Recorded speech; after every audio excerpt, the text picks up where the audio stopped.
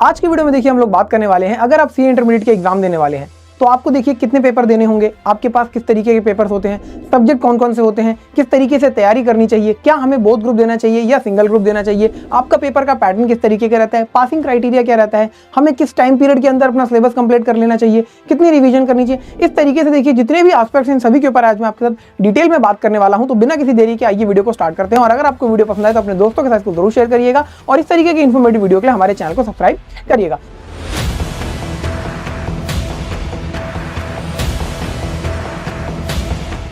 तो किस तरीके का देखिए आपका रोड मैप रहने वाला है सीए इंटरमीडिएट के लिए, इसके ऊपर मैं आपके साथ आज बात करने वाला हूं।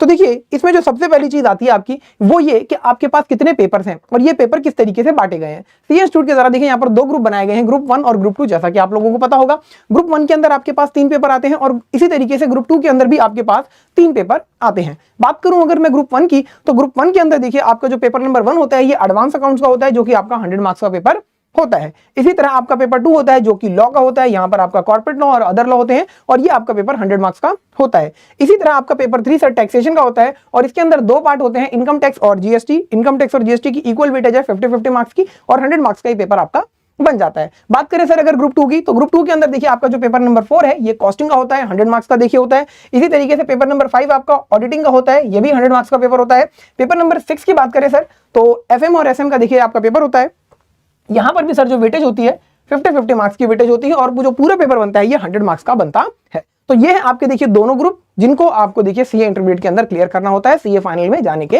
लिए। अब सर हमें ये पेपर किस तरीके से देने हैं, क्या हम एक साथ ग्रुप 1 और ग्रुप 2 दे सकते हैं या फिर एक एक करके ग्रुप 1 और ग्रुप 2 दे सकते हैं। तो आपके पास यहाँ पर दोनों ही ऑप्शन अवेलेबल हैं, आप चाहो तो दोनों ग्रुप एक साथ दे सकते हो और चाहो तो एक एक करके दोनों ग्रुप दे सकते हो। सर हमारे लिए कौन सा बेनिफिट रहेगा, तो ये चीज आपको डिसाइड करनी होती है, लेकिन फिर भी मैं आपको आज एक स्ट्रेटेजी बता दूंगा ताकि आप ये चीज डिसाइड कर सके कि क्या हमें एक ग्रुप के लिए जाना चाहिए या फिर हमें बोथ ग्रुप के लिए जाना चाहिए। तो किस तरीके से आपकी स्ट्रेटेजी रहेगी और क्या पेपर का पैटर्न होता है इसके ऊपर आइए जरा बात करते हैं। तो देखिए सीए इंस्टीट्यूट ने बिल्कुल आपकी ये जो न्यू स्कीम आई है इसके अंदर जो पैटर्न रखा है पेपर का वो 70-30 की रेशो रखी गई है। इसका क्या मतलब है, तो देखिए 70% जो आपका पेपर है ये डिस्क्रिप्टिव रहता है और 30% जो आपका पेपर है ये एमसीक्यू बेस्ड रहता है। यहां पर एक चीज मैं आप लोगों को बताता हुआ चलूं, देखिए सीए इंस्टीट्यूट इंटरमीडिएट लेवल पर जो आपसे एक्सपेक्टेशन करता है वो ये कि आप एप्लीकेशन बेस्ड वर्किंग नॉलेज यहां पर ले सकें। तो जो एग्जाम का पैटर्न होता है या मैं कहूं जो एग्जामिनर आपकी चीजें चेक करना चाहता है वो यही देखता है कि पर्टिकुलर स्टूडेंट जो है वो एक सब्जेक्ट के अंदर क्या वर्किंग नॉलेज ले पा रहा है, ताकि इन पेपर को क्लियर करके आप देखिए आर्टिकलशिप को अच्छे से कर सके। तो ध्यान रखिएगा ये आपका पेपर पैटर्न है 70:30, 70% डिस्क्रिप्टिव 30% एमसीक्यू। एमसीक्यू और डिस्क्रिप्टिव दोनों ही जगह पर देखिए आपके जो क्वेश्चंस आते हैं वो एप्लीकेशन बेस्ड होते हैं, मतलब जो भी प्रोविजंस हैं उनके ऊपर केस स्टडी बनाकर देखिए इंस्टीट्यूट आपसे क्वेश्चन पूछता है। आपकी वर्किंग नॉलेज और एनालिटिकल बेस्ड देखिए आपके क्वेश्चंस यहाँ पर रहते हैं और इसी चीज को इंस्टीट्यूट यहाँ पर चेक करता है।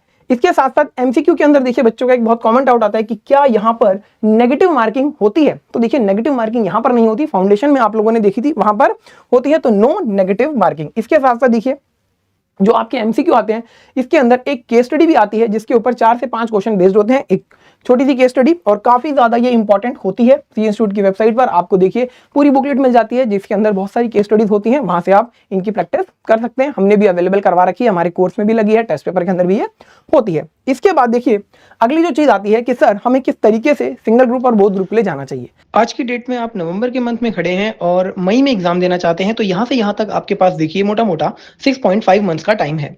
इसी टाइम पीरियड के अंदर आपको देखिए सिंगल ग्रुप के लिए जा रहे हैं तो सिंगल ग्रुप को प्रिपेयर करना है, बोथ ग्रुप के लिए जा रहे हैं तो बोथ ग्रुप के लिए प्रिपेयर करना है। सर बोथ ग्रुप के लिए जाएंगे तो हमारे पास 6 पेपर होते हैं, सिंगल ग्रुप के लिए जाएंगे तो आपके पास देखिए 3 पेपर होते हैं। अब चाहे आप ग्रुप 1 दीजिए या फिर आप ग्रुप 2 दीजिए, जैसा कि मैंने आपको पीछे दिखाया था। अब सर ये करना कैसे है, तो देखिए ग्रूमिंग एजुकेशन अकेडमी की तरफ से सीए इंटर मैं लिख देता हूं आप लोगों के लिए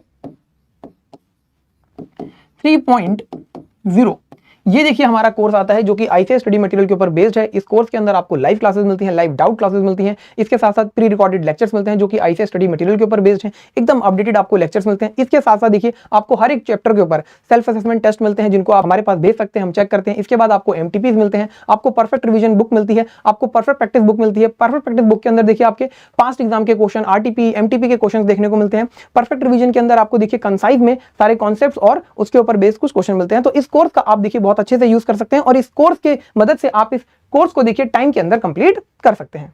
अब सर अगर हम ग्रुप 1 देते हैं या ग्रुप 2 देते हैं या फिर दोनों ग्रुप देते हैं तो इसके क्या फायदे या नुकसान हो सकते हैं? तो सर बोथ ग्रुप के अंदर आपको पता है कि देखिए आपके पास 6 पेपर हैं और फिर वहां पर आपको देखिए मेहनत ज्यादा करनी पड़ेगी एज कंपेयर टू अगर आप सिंगल ग्रुप देते हैं। सिंगल ग्रुप की मैं बात करूं तो सर इसके देखिए अगर फायदे की बात की जाए तो आप रेगुलर कॉलेज बड़ी आसानी से देखिए अटेंड कर सकते हैं। आपके पास काफी ज्यादा समय होता है, आपके पास सब्जेक्ट कम होते हैं क्योंकि 3 ही पेपर आपको देखिए देने होते हैं और इसी के साथ साथ देखिए प्रेशर भी आपके ऊपर कम हो जाता है क्योंकि 3 पेपर देने हैं। आसानी से एक लंबे टाइम पीरियड के अंदर आप टाइमली अपना सिलेबस कंप्लीट कर सकते हैं बहुत ही स्मूथ लेवल के अंदर। लेकिन सर अगर आप बोथ ग्रुप देते हैं तो फिर कहानी बदल जाती है। वहां पर आपको मेहनत ज्यादा करनी है क्योंकि उसी टाइम फ्रेम के अंदर आपको 6 पेपर तैयार करने हैं और सिंगल ग्रुप के केस में सिर्फ 3 पेपर करने होते हैं। ठीक है जी। इसके साथ साथ तो सर यहां तक हमें ये तो समझ में आ गया कि हमारे पास 2 ग्रुप हैं, दोनों ग्रुप के अंदर 3-3 पेपर हैं। किस तरीके से हमें देखिए ग्रुप 1 देना है या बोथ ग्रुप ले जाना है या ग्रुप 2 देना है, ये चीजें समझ में आ गई। लेकिन सर किस तरीके से हमारे देखिए पेपर्स होते हैं, कौन से थ्योरी पेपर होते हैं, कौन से प्रैक्टिकल होते हैं, हमारे लिए अगर हम बोथ ग्रुप ले जा रहे हैं तो क्या देखिए कॉम्बिनेशन होना चाहिए सब्जेक्ट का ताकि हम आसानी से एफिशिएंट मैनर में टाइम को कोर्स को कंप्लीट कर सके।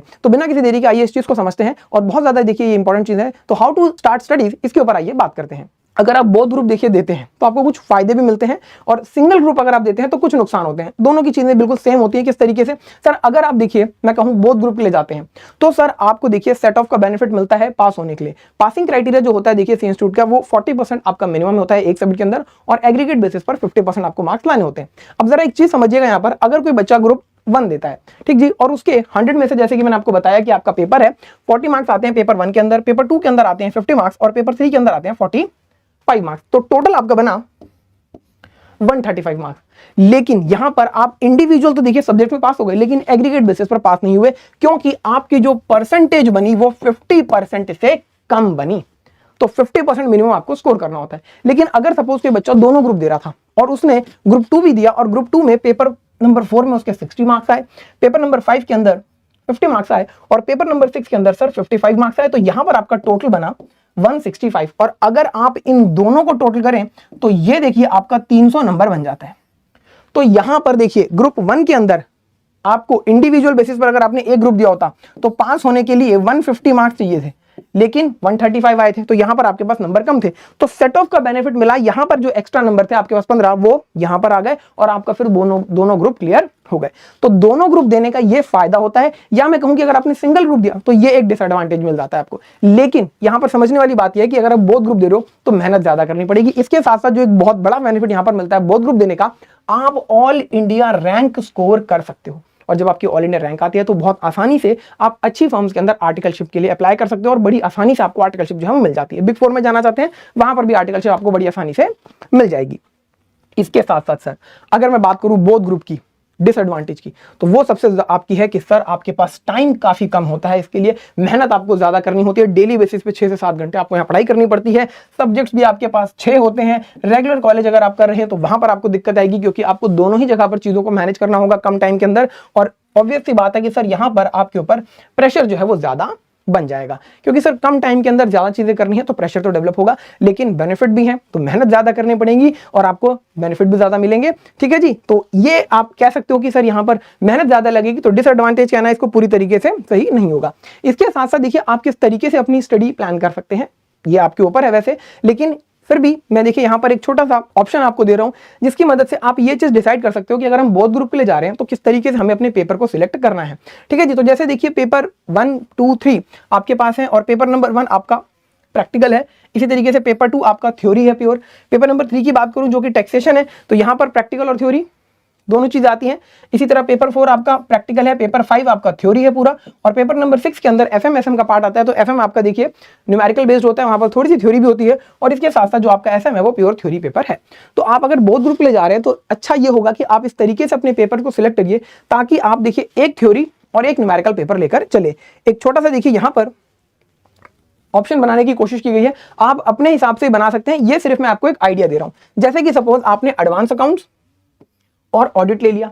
अब एडवांस अकाउंट देखिए आपका न्यूमेरिकल पेपर हो गया, प्रैक्टिकल पेपर हो गया ऑडिट आपका थ्योरी हो गया। तो एक प्रैक्टिकल एक थ्योरी लेके चल रहे हैं तो बोरिंग भी नहीं होता बच्चों के लिए और आसानी से आप कर भी सकते हैं। इसी तरह कॉस्टिंग और लॉ को आप एक साथ रख सकते हैं। बात करूं इनकम टैक्स और जीएसटी की और एफएमएसएम की, तो यहां पर देखिए जीएसटी और एफएम को हमने एक साथ रख दिया, क्योंकि जीएसटी के अंदर देखिए काफी सारा पोर्शन थ्योरी का भी आता है, न्यूमेरिकल भी होता है लेकिन थ्योरी भी होती है। इसी तरीके से इनकम टैक्स और एसएम को हमने साथ रख दिया, क्योंकि इनकम टैक्स के अंदर आपका न्यूमेरिकल भी होता है, कुछ पोर्शन थ्योरी भी होता है और एसएम आपका प्योर थ्योरी पेपर है। तो अगर आप बोथ ग्रुप के लिए जा रहे हैं तो ये एक बहुत ही सिंपल सा कॉम्बिनेशन है जो कि आप रख सकते हैं बोथ ग्रुप की तैयारी करने के लिए। अब किस तरीके से आपको सर यहां पर अपने सिलेबस को खत्म करना है, इस चीज को जरा ध्यान से समझिएगा, बहुत ज्यादा जो कि जरूरी बात है। तो देखिए सर, कम से कम अगर आप बोथ ग्रुप ले जा रहे हैं 15 मार्च तक खत्म हो जाना चाहिए, आपको अपना सिलेबस कंप्लीट कर लेना होगा। क्यों कह रहा हूं मैं 15 मार्च तक यहां पर डेडलाइन, ताकि आपके पास सफिशिएंट टाइम हो रिवीजन करने का। और जब मैं कहता हूं कि आपको अपना सिलेबस कंप्लीट कर लेना है तो इसका मतलब ये होता है, देखिए कि सारी वीडियो क्लासेस, अगर आप देखिए ऑनलाइन क्लासेस ले रहे हैं, ऑफलाइन ले रहे हैं, तो जहां से भी आप पढ़ रहे हैं वहां पर आप सारी की सारी देखिए अपनी क्लासेस को कंप्लीट कर लीजिए। और इन क्लासेस को कंप्लीट करने के साथ एक बार जब आपने अपना कॉन्सेप्ट पढ़ लिया, एक रिवीजन आपकी हो जाएगी और जितने भी आपके टॉपिक्स हैं उनके ऊपर के जो क्वेश्चन है वो आपने कम से कम एक बार कर लिए हैं।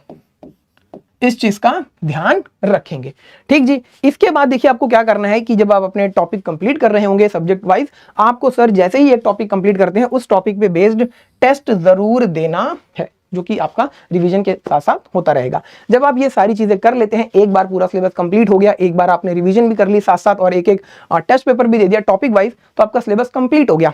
तो सर आपको क्या करना है, बचे हुए इन 1.5 महीनों के अंदर आपको लड़ाई अपनी बहुत तेज रखनी है। और यहां पर अगर आप बोथ ग्रुप के लिए जा रहे हैं तो कम से कम आपको 12 से 14 घंटे की जो है सर पढ़ाई करनी होगी, क्योंकि आप बोथ ग्रुप ले जा रहे हैं। और अगर आप सिंगल ग्रुप के जा रहे हैं तो अगर आप 8 घंटे भी पढ़ते हैं आसानी से आप देखिए क्लियर कर सकते हैं, ठीक है जी। बोथ ग्रुप के लिए मेहनत ज्यादा करनी होगी, जैसा कि मैंने आपको पहले भी कहा था। यहां पर आपको देखिए कम से कम 3 रिवीजन देनी है। इसके साथ साथ हर एक सब्जेक्ट के आपको 3 एमटीपी देने हैं, क्योंकि देखिए एमटीपी से और टेस्ट से सेल्फ इवैल्यूएशन होती है, हमें पता लगता है कि सर हमारी सिचुएशन क्या है, हम कहां पर स्टैंड करते हैं किसी पर्टिकुलर टॉपिक में, सब्जेक्ट में, हमारी अंडरस्टैंडिंग क्या है। तो इस तरीके से देखिए अगर आप अपनी चीजों को रखते हैं तो बड़ी आसानी से आप देखिए सीए इंटरमीडिएट के अंदर बोथ ग्रुप या सिंगल ग्रुप ले जा रहे हैं, इस चीज को आइडेंटिफाई कर पाएंगे और टाइमली अपनी स्टडीज को करते हैं। क्योंकि स्मार्ट स्टडी देखिए बहुत जरूरी यहां पर हो जाता है। सिर्फ हार्डवर्क करेंगे तो उतना अच्छा रिजल्ट नहीं मिलेगा, लेकिन हार्डवर्क के साथ अगर आप स्मार्ट वर्क को ऐड कर देते हैं तो आप बहुत अच्छे रिजल्ट ले सकते हैं कम एफर्ट्स डालकर। तो इस चीज का ध्यान रखिए और इस तरीके की इंफॉर्मेटिव वीडियोस के लिए हमारे चैनल को सब्सक्राइब करिए। मिलते हैं अगली वीडियो के अंदर, तब तक के लिए थैंक यू सो मच।